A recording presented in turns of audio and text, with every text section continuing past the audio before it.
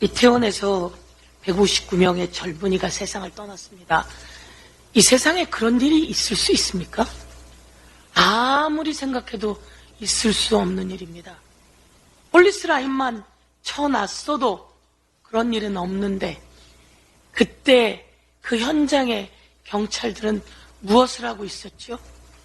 그때 용산경찰서장은 대통령 호위하느라 그 현장에 아주 늦게 나타났습니다. 수없이 많은 사람들이 신고를 했음에도 불구하고 제대로 조치되지 않았습니다. 6시 이후부터 계속 위험하다고 신고가 들어갔습니다. 그러면 용산구청에서 아니면 경찰이 폴리스 라인만 쳐도 그런 일은 일어나지 않았을 겁니다. 그런데 그날 경찰들은 무엇을 하고 있었죠?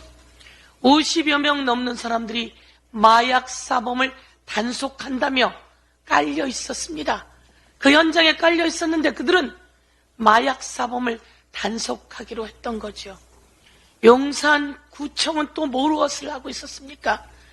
얘가 난잡해졌어 라고 다음날 방송국과 같이 그 난잡했던 현장을 청소하는 모습으로 인터뷰하기로 했다고 했습니다.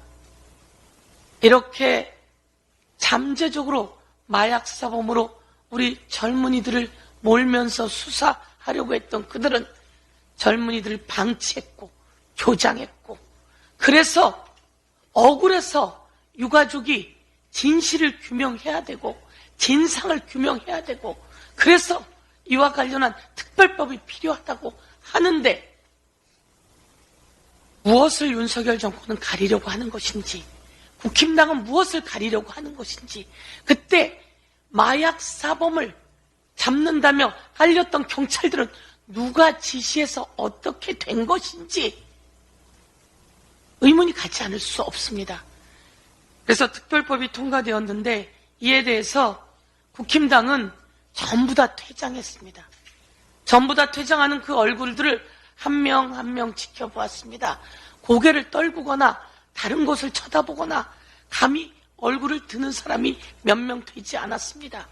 윤석열 정권에서 이것은 안 된다고 했겠죠. 그래서 그들도 마음이 다른 결정을 하면서 표결하지 못하고 퇴장하는 그 모습에서 기겁함을 보게 되었습니다. 이제 용산의 출시장소로 전락한 국힘당, 이제 정신 차려야 할 것입니다. 윤석열 대통령은 더 이상 거부권을 행사해서는 안 됩니다. 엄청난 국민의 저항에 부딪힐 것이고, 억울하게 죽어간 우리 아이들 앞에서 그런 비정한 행위는 절대 없을 거다, 이렇게 생각합니다.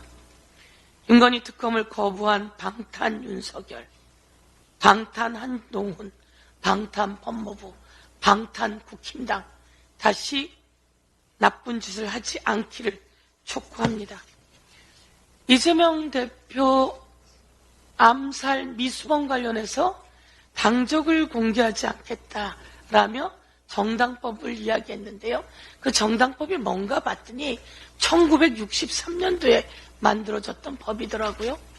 그동안 민주당이네 국힘당이네 첩보라며 줄줄이 흘려놓고 이제 와서는 정당법을 1963년도에 만들어졌던 정당법을 근거로 한다며 미공개하겠다라고 하는 경찰의 행태를 정말 의심하지 않을 수 없습니다.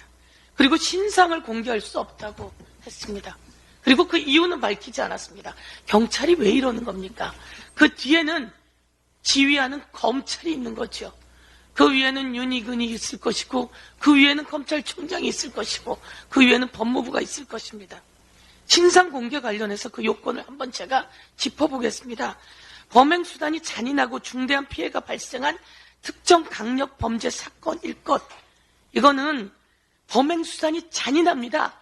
칼을 갈고 와서요. 그것도 야당 대표를 확실하게 죽이겠다고 마음먹고 6차례 쫓아다녔고, 아니 더 많이 쫓아다녔을 것입니다.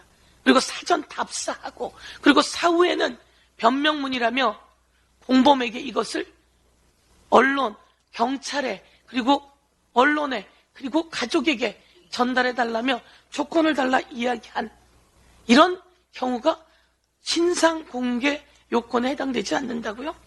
그러면서 경찰이 공공의 이익보다 그 사람의 개인적인 피해가 문제가 된다, 이런 식의 발언을 했다고 하는데요. 정말 있을 수 없는 경찰의 행태를 지적하지 않을 수 없습니다. 그리고 조력자라고 하는 표현을 썼던데요. 그 사람이 조력자입니까?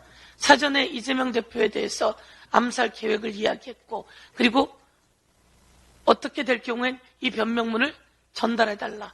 이것은 공범입니다. 공범에 대한 철저한 수사를 촉구하고요.